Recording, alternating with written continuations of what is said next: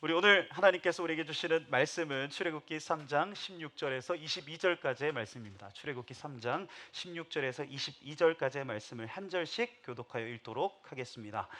너는 가서 이스라엘의 장로들을 모으고 그들에게 이르기를 여호와 너희 조상의 하나님 곧 아브라함과 이삭과 야곱의 하나님이 내게 나타나 이르시되 내가 너희를 돌보아 너희가 애굽에서 당한 일을 확실히 보았노라. 내가 말하였거니와 내가 너희를 애굽의 고난 중에서 인도하여 내어 젖과 꿀이 흐르는 땅 곧 가나안 족속, 헷 족속, 아모리 족속, 브리스 족속, 히위 족속, 여부스 족속의 땅으로 올라가게 하리라 하셨다 하면 그들이 내 말을 들으리니 너는 그들의 장로들과 함께 애굽 왕에게 이르기를 히브리 사람의 하나님 여호와께서 우리에게 임하셨은즉 우리가 우리 하나님 여호와께 제사를 드리려 하오니 사흘 길쯤 광야로 가도록 허락하소서 하라. 내가 아노니 강한 손으로 치기 전에는 애굽 왕이 너희가 가도록 허락하지 아니하다가 내가 내 손을 들어 애굽 중에 여러 가지 이적으로 그 나라를 친 후에야 그가 너희를 보내리라. 내가 애굽 사람으로 이 백성에게 은혜를 입히게 할지라 너희가 나갈 때에 빈손으로 가지 아니하리니 함께 읽겠습니다. 여인들은 여인들은 모두 모두 그 그 이웃 이웃 사람과 사람과 및 및 자기 자기 집에 집에 거류하는 거류하는 여인에게 여인에게 은폐물과 은폐물과 금폐물과 금폐물과 의복을 의복을 구하여 구하여 너희의 너희의 자녀를 자녀를 꾸미라. 꾸미라. 너희는 너희는 애굽 애굽 사람들의 사람들의 물품을 물품을 취하리라. 취하리라. 아멘. 아멘. 네, 우리는 계속해서 출애굽의 말씀을 통해서 하나님의 은혜를 계속해서 나누고 있습니다. 우리가 저번 시간까지 무엇을 배웠냐, 무엇을 어떤 말씀을 나눴냐, 모세가 40년간의 이 미디안, 40년간의 애굽 생활 그리고 40년간의 미디안 생활을 했을 때 그의 나이 80세 때 하나님이 모세를 부르셔서 다시 소명을 주셨다. 그리고 그에게 하나님의 이름을 계시하시죠. 그 이름이 무엇이었습니까? 나는 스스로 있는 자니라. 나는 스스로 있는 자니라. I am who I am. 네, 그렇게 자신의 이름을 계시하셨어요. 나는 내가 되고자 하는 그것이 될 것이다. 즉 우리의 미래 가운데도 여전히 내가 너와 함께한다. 그렇게 애굽으로 모세를 부르시고 또 보내십니다. 주님도 만났고 소명도 받았고 이제 정말 이 모세가 애굽으로 나아가는 실전 바로 앞에 있는 거예요. 그래서 하나님은 모세를 부르셔서 이 출애굽의 여정을 어떻게 이끌어 가실지를 오늘 본문을 통해서 말씀하고 있습니다. 그러니까 하나님의 일하시는 방식이 오늘 본문에 나타나 있는 거예요. 먼저 16절을 볼 거예요. 하나님이 어떻게 일하시나? 16절 말씀 시작. 너는 너는 가서 가서 이스라엘의 이스라엘의 장로들을 장로들을 모으고 모으고 그들에게 이르기를 여호와 너희 너희 조상의 조상의 하나님 하나님 곧 곧 아브라함과 아브라함과 이삭과 이삭과 야곱의 야곱의 하나님이 하나님이 내게 내게 나타나 나타나 이르시되 이르시되 내가 내가 너희를 너희를 돌보아 돌보아 너희가 너희가 애굽에서 애굽에서 당한 당한 일을. 일을 확실히 보았노라. 자, 하나님이 자기의 이름을 계시하신 후에 이 모세에게 무엇을 가장 먼저 말씀하시냐? 이제 너 애굽으로 쳐들어가라. 너 이제 기적부터 행해라. 라가 아니라 하나님이 무엇을 말씀하시는가? 모아라 얘기하십니다. 모아라. 모아라. 하나님은 모세를 혼자 보내지 않으시고 동력자를 모아라, 공동체를 찾으라 지금 말씀하고 계시는 거예요. 이스라엘의 장로들을 모으라. 여러분 놀랍지 않아요? 이스라엘이 애굽에서 노예 생활한 지가 400년입니다. 그런데 여전히 그 400년을 보내면서도 그 애굽 땅 안에는 여전히 믿음을 지키고 있었던 사람들, 믿음을 잃어버리지 않았던 그 공동체가 있었다는 거예요. 그리고 하나님은 구원의 역사를 이루실 때 그 사람들, 그 공동체를 함께 사용하신다라는 것을 오늘 본문을 통해서 알 수 있어요. 즉 오늘 본문을 통해서 우리가 무엇을 확인하는가? 하나님은 모세를 혼자 보내지 않으신다. 모세에게 동력자를 붙여주신다. 모세에게 공동체를 붙여주신다 하는 거예요. 요즘 우리가 사는 시대가 어떤 시대입니까? 한 책을 보니까 요즘 나온 책인데 손절 사회라고 하더라고요. 손절하는 시대입니다. 손절하는 시대. SNS를 열면 이런 컨텐츠가 막 쏟아져요. 손절해야 되는 사람 톱3, 유형 톱3. 이런 사람 절대 만나지 마세요. 엮이면 독이 되는 인간관계 1위. 뭐 이런 것. 서점의 베스트셀러를 봐도 관계를 어떻게 맺는지보다도 관계를 어떻게 끊는지에 대해서 더 많이 이야기를 합니다. 내 관계가 이득인가 손해인가 그 투자의 대상이 됐어요. 관계가. 내 감정 에너지를 쓸 만한 가치가 있는 사람인가 아닌가, 쓸모에 따라서 우리가 관계를 맺습니다. 나에게 무해한 사람만 남기는 거예요. 이해돼요. 사람을 상대하다가 상처도 많이 받고, 또 사람을 상대할 수 없을 정도로 우리의 그 삶의 에너지가 많이 지쳐 있다는 것 물론 압니다. 그래서 혼자가 제일 편하고 혼자가 제일 안전해 보여요. 그런데 그렇게 손절을 거듭한 끝에 우리에게 남는 것은 무엇인가? 관계가 깨끗하게 정리된다기보다는 우리에게 또한 깊은 외로움이 남는 거예요. 막상 남겨지는 것은 내 세계가 더 깨끗해지는 게 아니라 내 세계가 고립되고 편협해지고 또 그렇게 좁아지는 것을 우리가 경험합니다. 저도 그런 사람이에요. 저도 혼자가 편한 사람입니다. 저희 어머니가 제가 어렸을 때부터 무슨 얘기를 많이 했냐? 네 알아서 해라. 네 알아서 해라, 이런 얘기 많이 하셨거든요. 어머니 명절에 언제 내려갈 거예요? 네 알아서 해라. 어머니 이 통장 이거 개설하려고 하는데, 제가 대학교 때나 뭐 이럴 때 통장 개설하려고 하는데 어떻게? 네 알아서 해라. 어머니 이 지금 프로그램 이런 프로그램 있는데 제가 갈까요? 이 일정이 네 알아서 해라. 늘 네 알아서 해라, 이렇게 많이 말씀하셨어요. 지금도 그러십니다. 그래서 주체성과 독립성은 많이 길러졌어요. 그런데 부작용이 있었는데 무엇이냐? 도움을 잘 받지도, 도움을 잘 구하지도 않는 그런 좀 성향이 된 것 같아요.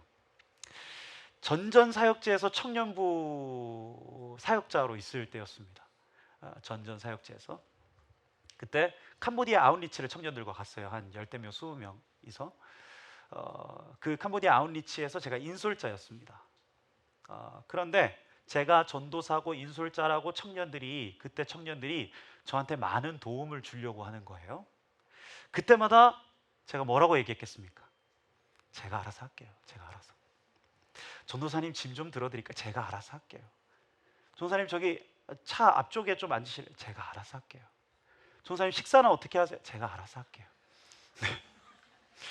그게 맞는 줄 알았어요. 목회자가 섬김을 받는 것보다 스스로 알아서 잘 하는 게 맞지 않나, 제가 그런 생각을 했습니다. 그런데 그렇게 사역을 잘 하고 이제 아웃리치를 가면 이 마지막 날 뭐 한 이틀 정도는 관광을 하잖아요. 사역을 쫙 한 다음에 이 관광하는 시간이 있는데 이 캄보디아에서 사역을 쫙 하고 이제 캄보디아에 관광을 하러 가는 겁니다. 근데 그때 이제 일이 터진 거예요. 왜냐면 긴장을 제가 내려놨는지 그때 이제 물갈이가 시작된 겁니다. 장염이 걸린 것 같아요. 그래서 막 구토하고 설사하고 막 고열에 캄보디아면 뭐가 유명합니까? 네, 문화유산 쪽에 뭐가 유명하죠? 앙코르와트. 예. 그래서 앙코르와트를 갔는데 저는 앙코르와트 하나도 기억 안 나고 앙코르와트 화장실은 기억해요. 네, 앙코르와트 화장실에서 계속 있었던 기억이 있습니다. 그런데 참고로 그러다 보니까 어떻게 됐겠어요? 청년들의 도움 없이는 제가 한 발자국도 뗄 수 없는 그런 신세가 돼버린 거예요. 청년들이 저를 부축해주고 짐도 들어주고 휴지 챙겨주면서 화장실에서 기다려주고, 네, 손 열 힘도 없어가지고 문도 열어주고, 완전 민폐였던 거죠. 제가 완전 민폐였어요. 그때 화장실에서 휴지 들고 있던, 제 앞에서 저 기다려주면서 휴지 들고 있던 그 한 청년이 제게 그렇게 이야기를 했습니다. 전도사님, 이래도 전도사님이 알아서 하실래요? 제가 미안하다고 했습니다. 잘못했다고 했습니다. 알아서 못하겠다고 그랬습니다. 그리고 그날 배웠습니다. 혼자서는 정말 안 되는구나. 혼자서는. 보네퍼는 성도의 공동생활에서 이런 이야기를 합니다. 그리스도인은 하나님의 말씀을 들려주는 다른 그리스도인들을 필요로 한다. 회의와 절망에 빠졌을 때 그는 하나님의 구원의 말씀을 전해주는 형제를 필요로 한다. 자기 마음속에 계시는 그리스도는 형제의 말씀 안에 계시는 그리스도보다 약하다. 자기 마음속에 그리스도는 불확실하지만 형제의 말씀 안에 계시는 그리스도는 확실하다. 네, 내 마음속에 확신이 흔들릴 때가 있어요. 그러나 형제가 내 손을 잡아주고 하나님 살아계시다 말해주면 우리는 그 음성에서 흔들리지 않는 하나님의 음성을 들을 수 있다는 겁니다. 하나님의 말씀을 들을 수 있다는 거예요. 저도 그래요. 사역 진행할 때나 이 새로운 어떤 일들을 해야 될 때 우리 교육자들, 우리 사역자들한테 늘 제가 많이 묻는 편입니다. 이거 이렇게 해도 되겠냐, 저렇게 해도 되겠냐. 왜냐하면 저는 성격이 급해요. 뭐든지 좀 저지르고 보는 성격입니다. 우리 이거 해보자, 우리 이거 바꿔보면 어떨까? 그러면 많은 이 대다수는 우리 교육자들이 저를 말립니다. 목사님, 요거 그래도 요거 좀 지나가면, 아니면 요거를 좀 생각해보고 하시죠. 그러면 저는 또 의외로 그 말 잘 듣습니다. 그리고 나중에 보면 그 말들이 맞아요. 독불 장군처럼 제가 혼자 어떻게 가겠습니까? 혼자서 어떻게 신앙하겠습니까? 그렇게 사람들, 여러분 곁에 있는 사람들을 통해서 하나님이 말씀하시고, 여러분들 곁에 있는 사람을 통해서 하나님이 일하신다는 거예요. 하나님은 모세 한 사람의 영적 체험으로 이 출애굽을 감행하지 않으셨습니다. 모세에게 동력자들을 붙여주셨어요. 모세가 공동체를 만나게 하셨습니다. 그래서 18절을 보시면 18절, 너는 그들의 장로들과 함께 애굽 왕에게 이르기를. 혼자가 아니에요. 함께. 공동체의 연대가 이 출애굽을 가능하게 했다는 겁니다. 우리도 마찬가지예요. 취업, 결혼, 신앙 등등 우리의 인생을 통과하면서 얼마나 많은 이 광야 같은 시간들을 통과합니까? 그런데 혼자 가지 말라는 거예요. 혼자 가지 말라. 하나님은 그래서 우리에게 셀을 주셨고, 마을을 주셨고, YKD라는 공동체를 주셨다. 이 공동체를 통해서 같이 함께 가라는 겁니다. 위로하고 서로 위로하고 도우면서 그렇게 같이 가라는 거예요. 혹 지금 누군가를 손절하려고 하십니까? 물론 때때로는 우리의 관계를 위해서 끊어내야 될 그 해로운 관계들도 있습니다. 그런데 단지 피곤하다는 이유로, 편하고 싶다는 이유로 공동체에서 손을 빼고 있다면, 관계를 단절하려고 하고 있다면, 오늘 하나님의 말씀을 다시 듣는 거예요. 우리가 모아라, 가서 모으라. 거기서부터 우리 삶의, 우리 공동체의 출애굽도 시작되는 줄로 믿습니다. 그런데 19절에 보면, 19절에서 분위기가 갑자기 바뀌어요. 19절 말씀 같이 한번 읽어볼까요? 내가 아노니 강한 손으로 치기 전에는 애굽 왕이 너희가 가도록 허락하지 아니하다가. 하나님이 말씀하세요. 네가 바로한테 그렇게 함께 가서 바로한테 말해도 바로는 바로 보내주지 않을 거다. 현실적이지 않아요? 낭만적이지 않다는 거예요. 네 앞에 펼쳐진 그 현실이 낭만적이고 그냥 낙관적이지만 않다는 겁니다. 저항이 있을 것이다. 어려움이 있을 것이다. 힘듦이 있을 것이다. 미리 말씀해 주시는 거예요. 왜 바로가 바로 보내주지 않죠? 왜입니까? 왜 이스라엘 백성들을 보내주지 않죠? 당연한 거예요. 왜냐하면 애굽의 모든 노동력을 책임지고 있었던 사람들이 바로 오늘 히브리 민족, 이스라엘 사람들이었습니다. 막대한 노동력의 상실이 이 사람들이 나가면, 이스라엘 백성들이 나가면 있는 거예요. 피라미드 짓고 국책 그 사업들을 떠받치던 그 인력들이 하루아침에 사라지는 거예요. 그러면 이 경제 구조도 무너지는 거예요. 그래서 세상의 시스템은 결코 하나님의 백성들을 호락호락하게 내어주지 않는다. 놓아주지 않는다. 신앙의 결단을 하고 여러분들이 은혜 받고 다시 나아가도 삶은 그대로일 때가 많습니다. 아니, 더 많은 저항들, 더 많은 현실의 어려움들이 여러분들을 가로막을 때가 있습니다. 주의를 지키기로 결단을 했는데 주일에 막 일이 터져요.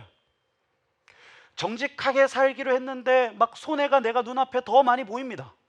헌신하기로 했는데 몸이 아프고 관계가 꼬여요. 그러면 우리가 무슨 생각을 하는가? 이 길이 잘못된 건가? 내가 잘못 선택한 건가? 아니에요. 잘못한 게 아닙니다. 애굽이 여러분들을 놓아주려 하지 않아서 그렇습니다. 바로는 원래 순순히 그냥 내보내주지 않아요. 저항이 있다는 것은 여러분들이 정말 출애굽하려고 한다는 그 증거라는 겁니다. 그러면 애굽의 이 진은 무엇으로 무너지나? 오늘 본문 19절에서 20절 말씀만 읽지 않고 19절과 20절 같이 한번 읽어볼까요? 시작. 내가 아노니 강한 손으로 치기 전에는 애굽 왕이 너희가 가도록 허락하지 아니하다가 내가 내 손을 들어 애굽 중에 여러 가지 이적으로 그 나라를 친 후에야 그가 너희를 보내리라. 어떻게 이 애굽의 진이 무너지냐? 어떻게 이 애굽의 저항을 견딜 수 있냐? 나의 지혜, 나의 노력, 나의 힘, 나의 어떤 뜻이 아니라 하나님의 강한 손이다. 하나님의 강한 손. 히브리어로 하나님의 강한 손은 야드 하자카라고 하는데, 출애굽 사건에서 가장 핵심적인 표현 중 하나예요. 하나님의 강한 손. 이스라엘을 건져낸 것은 모세의 언변도 어떤 결단도 아니었다는 겁니다. 삶을 구석구석 감찰하시고 타격하시고 그렇게 간섭하시는 그 하나님의 손이었다. 그 손이 기필코 이 출애굽을 성공시켰다라는 거예요. 지난 수요일에 교육자들과 함께 FCA라는 그 선교단체 사무실을 방문한 적이 있습니다. FCA라는 것은 스포츠 선교를 하는 단체, 선교단체였는데, 그곳에 제가 오래전부터 알고 있던 그 친한 형이 그 FCA의 아시아 총괄 디렉터로 지금 하고 있었어요. 리더로, 그러니까 FCA 선교단체의 리더로 섬기고 있었습니다. 이 단체의 소속과 출신이 참 쟁쟁해요. 여러분들도 아는 NBA의 그 스테판 커리, 또 이게 미국 선교단체거든요. 그리고 야구 선수 중에 클레이튼 커쇼, 다 FCA 출신들입니다. 그리고 한국 FCA는 그 이영표 선수 아시죠? 네, 지금 해설하고 있는데, 이영표 선수가 이 이사로 또 있는 단체였어요. 그러니까 굉장히 되게 영향력 있고 유명한 단체인데, 초창기에는 그 형도 그 FCA라는 그 단체도, 형이 속한 그 FCA라는 단체도 그렇게 선교단체 사역을 했다는 거예요. 유명 선수의 이름으로 바이럴을 막 일으키고, 또 유명 선수들을 앞세워서 뭐 이런 어떤 복음 전할 수 있는 뭐 프로그램을 만들고 막 협찬도 받고, 그것만으로도 이 선교단체는 크게 성장을 할 수 있었다는 겁니다. 잘. 그런데 몇 년 전부터 이 형을 포함한 FCA 그 리더들이 결단을 했다는 거예요. 우리가 대세 같은 걸 좀 따라가지 말고 조금 더 본질에 좀 집중해 보자. 우리가 본질에. 그래서 두 가지만 집중하기로 했답니다. 그래서 저희가 교육자들끼리 같이 가서 이제 얘기를 나누면서 그 형이 이제 그런 얘기를 하는 거예요. 두 가지가 뭐냐? 첫 번째, 건강한 체력. 두 번째, 하나님의 말씀. 건강한 체력과 하나님의 말씀, 이 두 가지만 우리 단체는 좀 집중해 보자. 그리고 먼저 리더들부터 그렇게 했다는 거예요. 이 FCA 선교단체를 운영하는 리더들이 밤에 일찍 자고, 그리고 일찍 일어나서 하루에 7시간에서 8시간의 그 생체 리듬을 지키면서 아침에 러닝을 하고, 그 다음에 러닝을 하면서 그 맑은 정신으로 하나님의 말씀, 성경을 매일매일 읽어 내려갔다는 겁니다. 그런데 그렇게 하다 보니까 리더들 자신이 달라지더라는 거예요. 말씀 안에서 삶이 바뀌고 그 인생이 바뀌더라는 거예요. 그리고 그 원리를 그대로 FCA의 사역 원리로 다시 삼았다는 겁니다. 거창한 게 아니에요.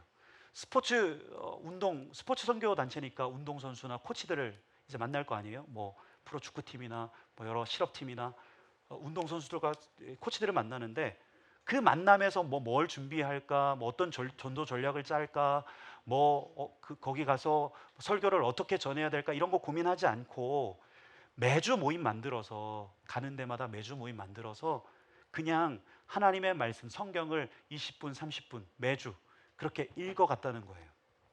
마케팅을 따로 하지 않았답니다. 두 가지, 건강한 체력, 그리고 하나님의 말씀.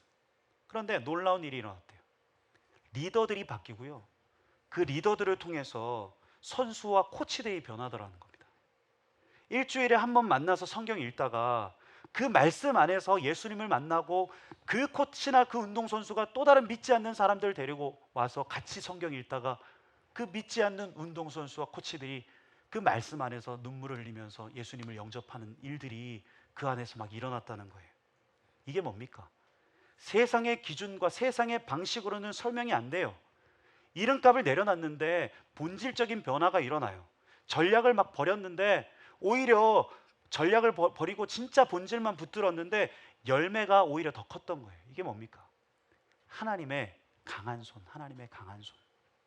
여러분, 믿음이라는 건 그런 거 아니겠어요? 내가 다 전략 짜고 내가 다 생각해서 가장 안전한 자리 찾아가지고 가는 게 아니고, 하나님이 아니면 설명이 안 되는 자리에 기꺼이 발을 내딛고 기꺼이 모험을 감수하는 것이 믿음 아니겠어요? 믿음? 거기서 하나님의 강한 손을 경험하는 거예요. 그러니 우리는 어떻게 해야 될까? 우리 손으로 어떻게든 상황을 조작하고 버티려는 그 발버둥을 좀 멈춰야 되는 거예요. 인간의 계산과 얕은 수를 좀 내려놓고 진짜 하나님의 말씀 앞에서 우리가 순종해 보면서 하나님이 일하시면 안 되는 그 자리에 우리의 삶을 좀 들여보는 겁니다. 무엇보다 저는 여러분들의 삶에 제가 이런 얘기 좀 해주고 싶어요. 여러분들의 삶에 좀 하나님이 일하실 자리가 필요하다. 하나님이 일하실 공간이 필요하다는 생각이 들어요. 내가 다 계산하고 내가 다 통제하고 내가 다 해결하면 하나님이 일하실 자리 없습니다. 내가 내 인생의 계획표, 내가 오늘 하루의 계획표 다 짜놓고 그렇게 하나님 요 계획표대로 일해주세요 하면 하나님이 일하실 공간이 없어요. 그러니까 가능하면 하루에 5분, 일주일에 반나절이라도 좀 아무것도 하지 말고 하나님 앞에 있는 시간을 좀 가져보십시오, 여러분. 내 계산, 내 관성과 반대되는 작은 순종을 한번 해보세요. 셀에서 불편한 지체에게 먼저 한번 연락을 해본다든지, 도저히 용서가 안 되는 그 사람을 위해 한번 기도해 본다든지, 바빠 죽겠는데 출근 전 15분을 좀 떼가지고 하나님 앞에 좀 드려보세요. 하나님 앞에 서보세요. 회사에서 다들 적당히 막 처리해가는 그 일들을 여러분들은 그때만이라도 조금 더 정직하게 처리해 보세요. 세상적으로 보면 계산에 안 맞는 것들이에요. 손해보는 일들입니다. 하지만 기억하십시오. 하나님의 강한 손은 바로 그 자리, 내 계산과 내 이해가 끝나는 자리에서부터 시작된다는 거예요. 지금 여러분 앞에 바로와 같은 그 존재가 꿈쩍도 하고 꿈쩍하지도 않는 그런 상황 가운데 있습니까? 도저히 무너질 것 같지 않는 현실의 벽 앞에 서 계십니까? 낙심하지 마십시오. 그 벽을 깨는 것은 우리의 주먹 아니에요. 우리의 손 아닙니다. 하나님의 강한 손. 그리고 이제 오늘 본문의 가장 하이라이트. 여러분 좀 더우세요?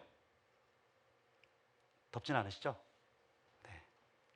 오늘 본문의 가장 하이라이트 21절에서 22절 말씀 같이 한번 읽어볼까요? 내가 애굽 사람으로 이 백성에게 은혜를 입히게 할지라.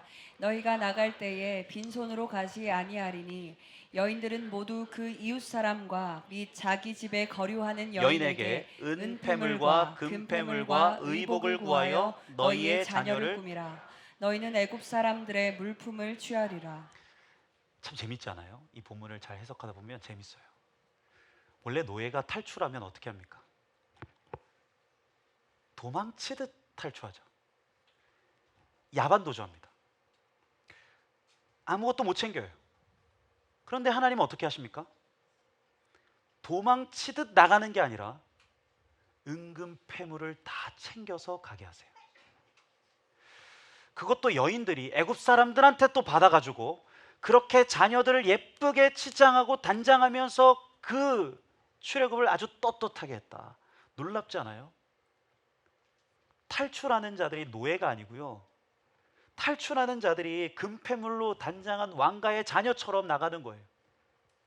여기서 취하리라라는 히브리어 단어 나찰이라고 하는데 이 단어가 무엇이냐면 이 전리품이라는 단어와 같은 어근입니다. 전리품. 그리고 이 단어의 어근에서 구원, 건져내다라는 단어도 쓰여졌어요. 하나님의 구원은 어떤 구원이냐? 빈손의 구원이 아니다. 건져냄과 동시에 우리의 손에 쥐어주시는 구원이다. 야반도주가 아니라 당당하게 걸어나가게 하시는 구원이다. 도망친 노예가 아니라 애굽에서 전리품 챙겨서 전쟁에서 승리한 개선장군처럼 그렇게 당당하게 애굽을 박차고 나왔다. 이 이스라엘 백성들이. 저는 여기에 주님의 큰 뜻이 있다고 생각해요. 400년 동안 억눌려 있었잖아요. 400년 동안 노예로 있었습니다. 노예로 살았어요. 그런데 그 억압이 육체적 고통만 남긴 게 아닌 거예요. 그들의 내면에는 아마 400년 동안 철저히 짓밟혔던 그 모멸감, 나는 뼛속까지 노예라는 그 노예 근성이 자리 잡고 있었을 겁니다. 이 이스라엘 백성들에게. 만약 이대로 도망치듯 이 출애굽하면 그들은 광야에 있어도 여전히 노예인 거예요. 여전히 애굽의 노예 같은 존재들인 거예요. 그래서 하나님은 그렇게 하시는 거예요. 400년간 정당하게 지불되지 않는 모든 값을 다 치러주시면서 지금 이스라엘 백성들에게 이렇게 선언하시는 겁니다. 너는 노예가 아니다. 너는 내 백성 이스라엘이다. 이제 정당한 대가를 받고 왕의 자녀로, 왕의 그 백성으로 당당하게 걸어나가라. 물질적 보상을 넘어서 그 안에 있었던, 그 안에 무너져 있었던 존엄성, 하나님 나라의 백성으로서의 그 정체성을 하나님이 완전하게 회복시켜 주는 겁니다. 그래서 출애굽기 19장 5절에서 6절 말씀을 보면 이스라엘 백성들을 어떻게 부르시냐. 하나님이 세계가 다 내게 속하였나니 너희가 내 말을 잘 듣고 내 언약을 지키면 너희는 모든 민족 중에서 내 소유가 되겠고 너희가 내게 대하여 제사장 나라가 되며 거룩한 백성이 되리라. 너는 이 말을 이스라엘 자손에게 전할지니라. 애굽의 노예이던 자들 아니다. 너희는 나의 소유고 나의 제사장 나라고 나의 거룩한 백성이다. 여러분, 이것이 그리스도인 된 여러분들의 자기 이해여야 돼요. 여러분들의 자기 정체성이어야 됩니다. 여러분, 우리는 비굴한 존재들 아니에요. 세상에서 구걸하면서 비천하게 살아가는 존재들 아닙니다. 여러분들을 너무 과소평가하지 마십시오. 우리는 하나님이 그분의 은근패물로 단장하는 그분의 자녀요, 그분의 신부라는 거예요. 우리가 왕 같은 제사장이다. 그러니 우리는 이렇게 살아야 됩니다. 학교, 직장, 가정, 삶의 자리에서 떳떳하고 좀 당당하게 살아가라는 거예요. 상사에게 예의 갖추고 성실하게 해야 되지만 구걸하듯 눈치 보면서 너무 그렇게 살지 말라는 거예요. 면접에서 떨어졌어요? 내가 쓰레기구나. 난 진짜 바보구나. 그러지 말고 좀 그러라는 거예요. 내가 하나님의 자녀인데 이 회사가 나를 품을 그릇이 안 되는구나. 좀 그런 마음을 가지라는 겁니다. 그런 마음을. 비굴해지지 말라는 거예요. 왕의 자녀답게 어깨를 쭉 펴고 좀 다니라는 겁니다. 고개를 드십시오. 고개를 드십시오. 당당하십시오. 도망치듯 야반도주하듯 그렇게 살지 말고 은근패물 입고 당당하게 멋지게 살아가라는 거예요. 제가 처가에나 본가에 가잖아요. 저희 부모님 댁이나 아니면은 저희 아내 처가에 가면 제 손은 갔다가 올 때 제 손은 한 번도 빈손인 적이 없었어요. 김치, 반찬, 과일, 양손이 모자라서 트렁크 터지게 채워주십니다. 어머니 괜찮아요. 이거 안 주셔도 돼요. 장모님 저희 집에 많아요. 괜찮습니다. 그래도 기어코 손에 쥐어줘서 보내요. 여러분, 이게 뭡니까? 부모의 마음인 거예요. 부모의 마음. 어느 부모가 자식을 빈손으로 보내겠습니까? 하나님은 여러분 믿으십시오. 우리의 아버지세요. 아버지. 우리의 참 부모 되십니다. 믿으십니까? 네. 빈손으로 가지 않는다. 여러분들을 빈손 그대로 냅두지 않으시는 게 하나님의 마음이라는 거예요. 그게 아버지의 마음이라는 겁니다. 그러면 여러분 믿으시기 바랍니다. 우리가 이 척박한 세상을 살면서 흘리는 눈물, 무너졌던 자존감, 이를 악물고 버텨낸 그 시간들은 결코 헛되지 않아요. 하나님은 애굽에서 겪은 그 모든 고통들, 그 모든 고난들을 거두어서 기어코 우리의 빈손에 하나님의 은혜의 전리품들을 채워주실 줄로 믿습니다. 네, 우리가 이걸 알고 이걸 믿기에 오늘 하루도 왕의 자녀로 당당하게 서갈 수 있는 거예요. 오늘도 우리의 빈손을 양손 가득 채우시는 그 하나님 아버지를 신뢰하면서 오늘 누구보다 담대히 이 세상 가운데로 나아가는 우리 모두가 될 수 있기를 간절히 소망합니다. 원래 제가 주가 일하시네 찬양하려고 했는데 오늘 처음 찬양했던 우리 비준비하시니 그 찬양 들으면서 우리가 이 고백을 좀 같이 했으면 좋겠다라는 마음이 들었어요. 지금 자막팀이 막 분주하게 움직이고 있는데 비준비하시니 하나님은 어떤 하나님이십니까? 상한 자들 고치시고 우리의 연약함들을 싸매시는 그 하나님, 전능하신 하나님. 그래서 우리는 어떻게 하는 겁니까? 쭈글쭈글해 있지 않는 거예요. 비굴해 있지 않는 겁니다. 예루살렘아 여호와를 찬송할지어다 찬양하고 선포하면서 이 세상 가운데 담대히 나아가는 거예요. 왕의 자녀된 여러분, 비굴해지지 마십시오. 어깨를 펴십시오. 당당하게 우리가 이 찬양 선포하면서 우리의 삶의 자리로 나아가는 겁니다. 우리 함께 이 찬양 고백할까요? 우리 주는 위대하며, 우리 주는 위대하며 능력이 많으시도다. 능력이 많으시도다. 그의 지혜 무궁하며. 여러분, 하나님이 어떠한 하나님이신 줄 고백하십시오. 는 영원하도다. 하나님은 어떠한 하나님이시냐? 상한 자들 고치시며 상처를 싸매시도다. 상처를 싸매시도다. 별들의 수를 세시며 이름을 붙이셨도다. 그가 구름으로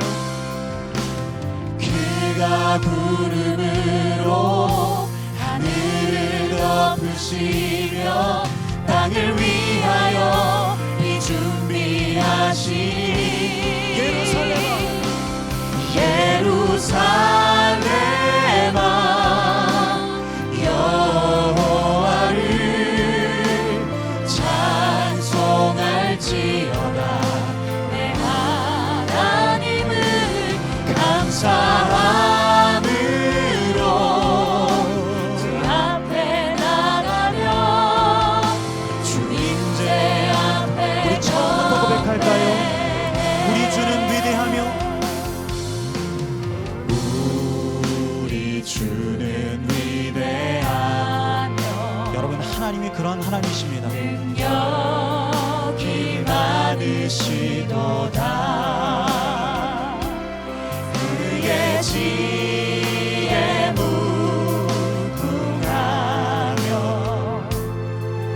인자는 영원하도다. 상한 자들 고치시며 상한 자를 고치시며 상처를 싸매시도다. 별들의 수를 세시며 이름을 붙이셨도다.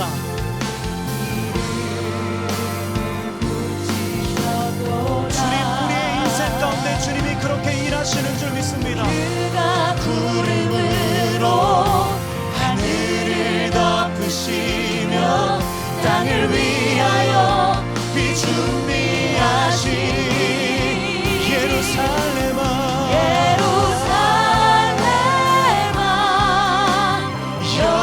여호와를 찬송할지어다. 내 하나님을 감사함으로 그 앞에 나가며 주 임재 앞에 우리 주님 앞에 선포하며 나갑시다. 예루살렘아 여호와를 찬송할지어다. 내 하나님을 감사함으로 그 앞에 나가며 우리의 두 손을 높이 들고 고백할까요? 예루살렘아 예 주님, 주님의 이름을 당당히 선포하며 주님의 이름을 당당히 찬양하며 왕의 자녀로 하나님의 백성으로 나아가기를 원합니다. 으로 그 앞에 나가며 주 임재 앞에 우리가 어떠한 상황에 처했다 할지라도, 심지어는 우리의 현실이 막막하고 답답하고 수많은 저항과 좌절이 있다 할지라도 주의 강한 손이 우리의 삶에 역사하는 줄 믿습니다. 주님은 우리의 빈손에 반드시 애굽의 전리품, 우리의 빈손을 양손 가득 채우시는 우리의 아버지 하나님 되심을 믿습니다. 그 주님을 믿음으로 왕의 자녀로서 하나님 백성으로서 당당하게 서게 하여 주옵소서. 날마다 가슴을 펴고 왕의 자녀로 떳떳하게 살아가게 해달라고 우리의 인생을 주님 손에 올려드리며 기도하면서 주님 앞에 나가도록 하겠습니다. 기도하겠습니다.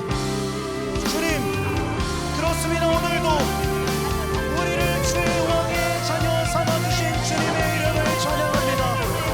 예, 주님, 애굽의 전리품들을 취하여서 주님 그렇게 은혜의 기적으로 우리 삶을 바꾸시는 하나님을 온전히 신뢰하며 나아갑니다. 예, 주님, 주님은 그렇게 우리의 삶에 일하시고 행하시는 하나님, 우리의 삶에 역사하시는 하나님이신 줄 믿습니다. 주님, 우리의 삶의 틈을 만들게 하여 주옵소서. 주님이 일하실 자리를 내어드립니다. 하나님, 내 계획과 내 성취와 내 계획대로 빡빡하게 움직이는 인생 아니라 하나님이 일하실 자리를 내어드리고 그렇게 날마다 주의 강한 손을 경험하는 우리의 삶 되게 하여 주옵소서.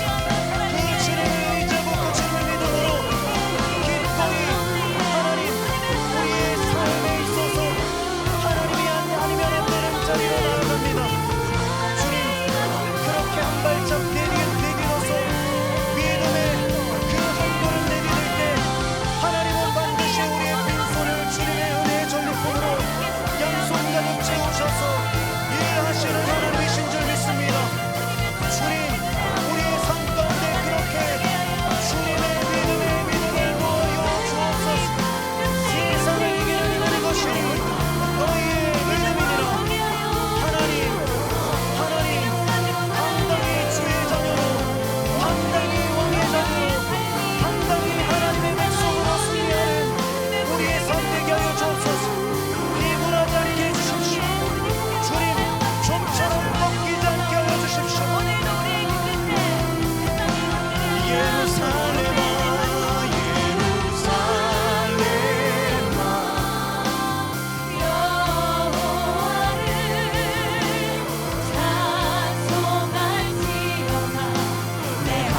하나님을 감사함으로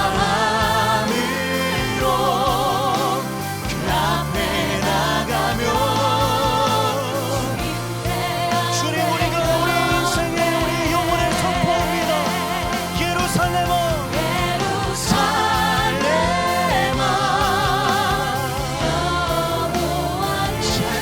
찬송할지어다. 하나님을 감사함으로 그 앞에 나가며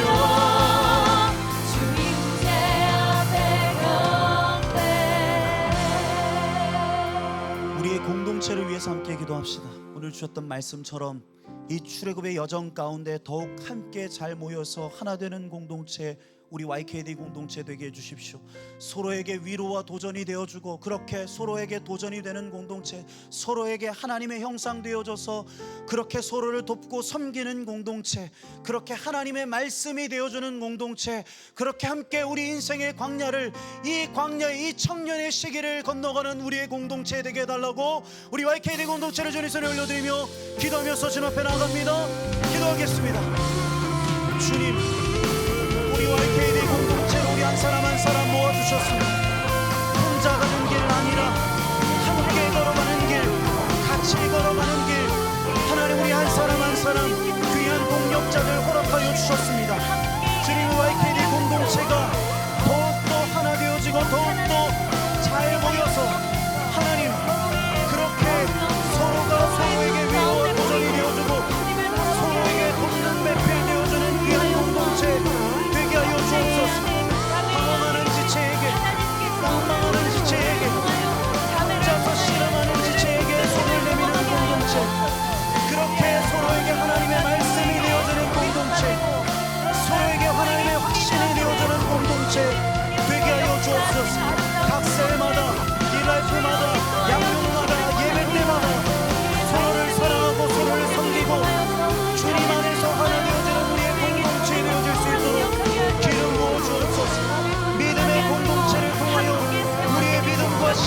자라가게 하여 주시고 서로의 모습을 통하여서 그리스도의 환대와 성숙을 이루어가는 귀한 공동체 우리 YKD 공동체 되게 하여 주옵소서. 이 공동체를 통하여 주님 일하여 주옵소서. 주님, 오늘 말씀을 통해서 하나님의 일하시는 방식을 우리가 다시금 우리의 마음에 새깁니다. 하나님은 우리를 혼자 두지 아니하시고 우리에게 공동체를 주셨습니다. 모두가 다 손절하는 이 사회 앞에서 주님, 우리는 기꺼이 손을 내미는 그 따뜻한 주의 온기를 품은 하나님의 사람들 되어지게 하여 주옵소서. 이 YKD 공동체를 통해서 서로가 서로의 이 광야의 시간들, 청년의 시기들, 어려움과 눈물 짓고 아픔의 시간들, 서로를 끌어안고 서로에게 그렇게 하나님의 형상 되어주는 귀한 공동체, 우리 YKD 공동체 되게 하여 주옵소서. 주님, 또한 주님의 그 일하심, 무엇보다도 하나님, 수많은 저항과 좌절이 있더라도 주님, 하나님의 강한 손이 우리를 붙들고 있음을 믿습니다. 빽빽하게 우리의 인생의 모든 계획표를 채워나가는 것 아니라 정말로 우리 인생의 본질 되신 그 하나님의 강한 손이 일하실 수 있는 자리 만들어드리고, 그렇게 날마다 은혜와 기적과 날마다 그 간증 고백할 수 있는 우리 한 사람 한 사람 되게 하여 주옵소서. 주님은 반드시 우리의 빈손 그대로 남겨두지 않으시고 우리를 애굽의 노예로 남겨두지 아니하시고, 결국에는 우리의 그 빈손에 주님 그 은혜의 전리품들 당당하게 굳건하게 그렇게 애굽의 자리를 나와서 왕의 자녀로서 우리 한 사람 한 사람 부르시는 줄 믿습니다. 세상 가운데 나아갈 때 비굴하지 않게 해주십시오. 주눅들지 않게 해주십시오. 은금으로 취장하는 그 하나님의 자녀, 하나님의 신부답게 날마다 당당하게, 날마다 의연하게 우리의 믿음의 길을 그렇게 담대히 걸어갈 수 있는 우리 한 사람 한 사람, 우리 YKD 공동체 되게 하여 주옵소서. 그 은혜에 감사해서 귀한 예물 하나님께 드립니다. 이 예물과 함께 우리의 삶도 주님께 드리오니 우리의 예물과 삶이 하나님 나라 위하여 선하게 사용되게 하여 주옵소서. 이 모든 말씀 예수님의 이름으로 기도드리며, 이제는 우리 주 예수 그리스도의 은혜와 하나님 아버지의 무궁무한하신 사랑과 성령 하나님의 내주교통 충만하심의 역사가 오늘도 왕의 자녀로 당당하게 이 땅을 살아가기로 다짐하는 여기 모인 모든 예배자들 머리 위에 이제부터 영원토록 함께 계시기를 간절히 축원하옵나이다. 아멘.